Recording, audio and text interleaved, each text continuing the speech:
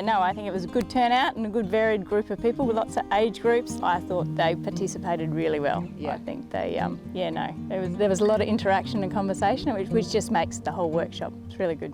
Yeah, always great to get out to a workshop and get with other producers, and you've learnt something new and something refreshed and can go home and implement.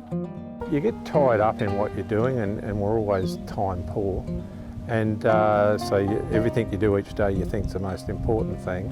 And if nothing else today makes you take a step back. But we're always trying to improve pastures, but it sort of makes you think that you should be doing more. And I was a big thing on soil today. I find it strange that we're all farmers, but none of us know anything about soil, and I do want to know a lot more about that.